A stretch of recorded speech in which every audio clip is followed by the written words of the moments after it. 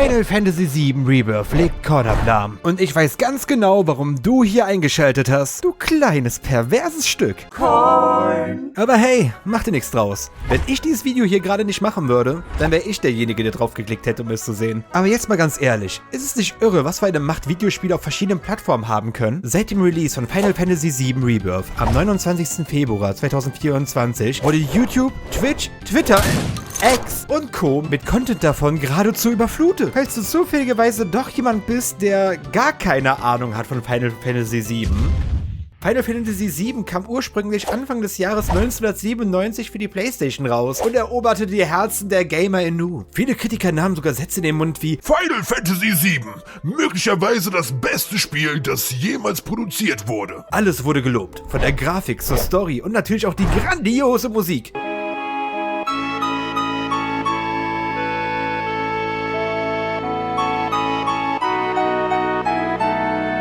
Aber wie ihr sehen könnt, entspricht dieses Spiel nun halt über 25 Jahre später nicht mehr dem, was Spieler mittlerweile gewohnt sind. Weder grafisch noch spielerisch. Deswegen entschloss sich Square Enix dazu, am 10. April 2020 den ersten Teil des Remakes von Final Fantasy VII rauszubringen. Ey, Moment mal! Den ersten Teil von Final Fantasy VII? Was hat das zu bedeuten? Nun ja, eigentlich ganz einfach. Das bedeutet, dass man aus dem Spiel, was im Jahr 1997 rauskam, 3 Spiele macht. Somit haben Fans der Reihe seit dem Release des ersten Teils 4 Jahre warten müssen, um nun endlich den zweiten Teil des Remakes zu bekommen. Das kann jetzt dauern, bis der dritte Teil kommt, was? Da ist es kein Wunder, dass jeder und dessen Großmutter momentan Final Fantasy VII Rebirth spielen. Naja, oder zumindest die Handvoll Leute, die sich eine PlayStation 5 gekauft haben für die Handvoll Exklusivtitel, die dafür rauskommen. Und ja, mal wieder bin ich auch einer von euch. Ist ja gut. Aber sag mal, hast du dich auch einmal gefragt, was die Leute machen, die weder eine PlayStation 5 haben, noch einem Content Creator dabei zuschauen, wie sie dieses Meisterwerk spielen? Natürlich nicht. Ich meine, du machst schließlich gerade genau das, was diese Personen tun. Naja, fast. Nur auf einer anderen Plattform. Aber naja, sie selbst. Es geht in die Richtung.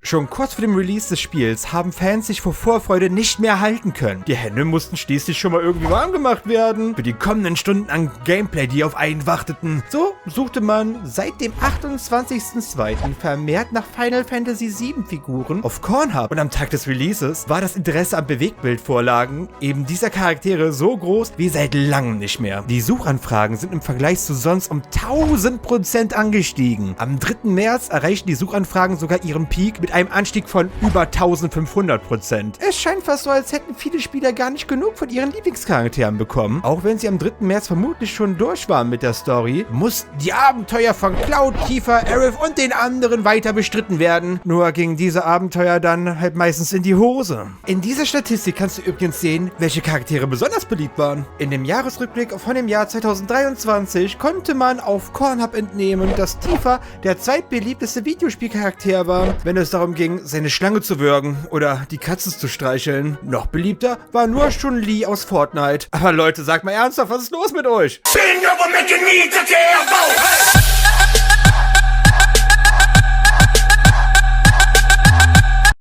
Auf jeden Fall ist Tifa mit Abstand auf Platz 1 bezüglich der Suchanfragen. 6-mal weniger Suchanfragen, aber immer nur eine beachtliche Anzahl hat anschließend die wundervolle Aerith. Gefolgt von dem Protagonisten des Spiels auf Platz 3, Cloud. Aber Leute, sagt mal, warum ist denn Sephiroth eigentlich auf Platz 6? Ja, ihr wisst schon, der Typ mit dem verdammt langen Schwert und mit dem krassen Theme-Song.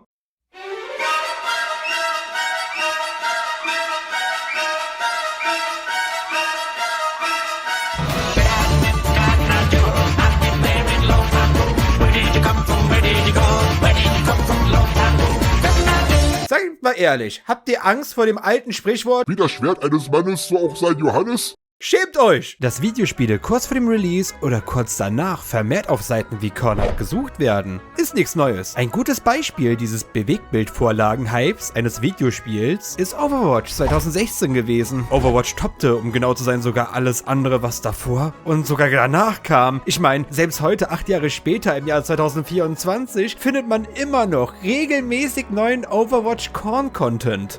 Oh Mann. Es fühlt sich fast so an, als wäre die Con-Community von Overwatch größer und aktiver als die des eigentlichen Spiels. Tut mir leid, Overwatch 2. Damit du dich jetzt aber nicht schlecht fühlst, weil du vielleicht einer von den Personen bist, die nach Final Fantasy Figuren auf solchen Seiten wie Cornhub gesucht hast, sage ich dir hier offen und ehrlich, mach dir nichts draus. Das ist vollkommen normal und hey, ich bin einer von der großen Masse, ja? Jetzt mal ganz ehrlich, Leute, es ist vollkommen normal, Fantasien wie diese auf Seiten wie Cornhub in bewegter Form erblicken zu wollen und sich dabei halt selber zu erkunden. Du tust damit ja niemandem weh, ja? Und solange du Spaß daran hast, ist das vollkommen in Ordnung und weder schlecht noch merkwürdig. Einzig und allein eine Sache musst du dir dennoch merken. Die Charaktere, die du dort siehst, sind nicht echt. Die Praktiken, die dort fortgeführt werden, sind teilweise unrealistisch und allgemein nix, woran man sich wirklich ein Beispiel nehmen sollte. Dieser Content ist gut, um mal Druck abzubauen, aber ich lege dir dennoch ans Herz, auch mal die Hand aus der Hose zu nehmen und deine Augen auf echte Menschen zu werfen. Natürlich nur sprichwörtlich gemeint.